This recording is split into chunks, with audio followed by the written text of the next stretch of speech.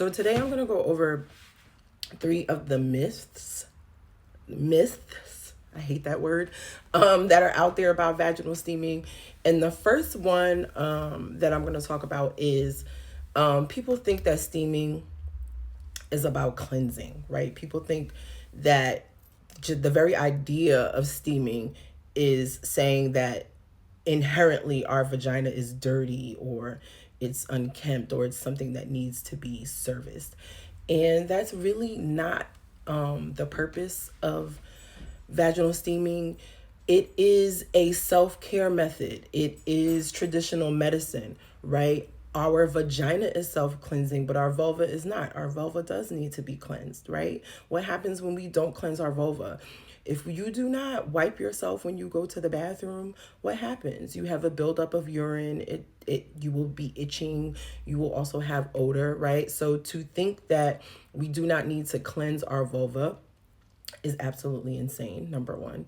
And then number two, what happens when we steam is so much more than cleansing, right? The steam is just the delivery method. I have said this so many times. The steam is just the delivery method.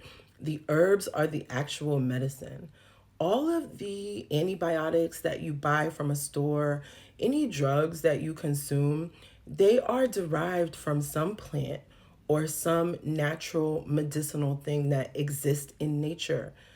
They are all derived from something natural. So instead of us taking drugs that have been altered and accentuated and accelerated to grow at a higher rate, we are just using the natural form of that antibiotic, of that antiseptic, of that antimicrobial, and we're using it in its raw form.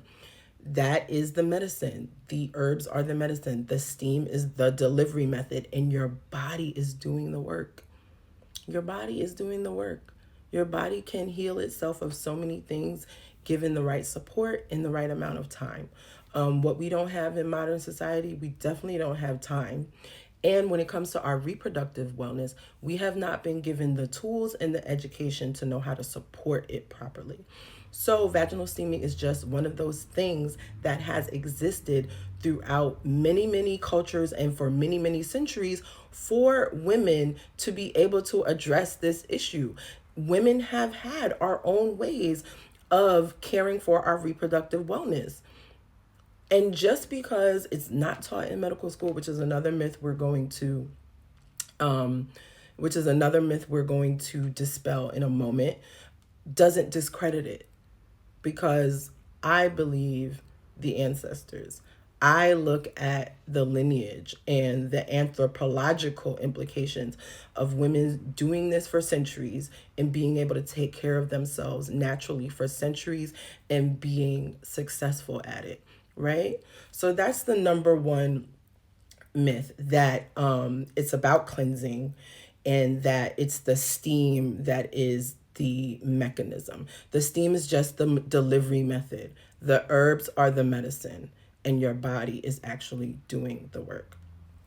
The second myth is that doctors do not subscribe to vaginal steaming. No, that's not true. There are many, many doctors who do subscribe to vaginal steaming. If you have a doctor that doesn't come from a culture that's knowledgeable about vaginal steaming, or they haven't been taught by someone who comes from a culture that's knowledgeable about vaginal steaming, they most likely will not subscribe to it. They will tell you not to do it. They don't know anything about it. So legally, they have to tell you not to do it, because unless they have a working knowledge of the modality, they cannot and should not tell you, okay, yes, go ahead and do it, when they know nothing about it and they can't tell you anything. So that's the number two myth, that doctors do not subscribe to it, or all doctors say don't do it.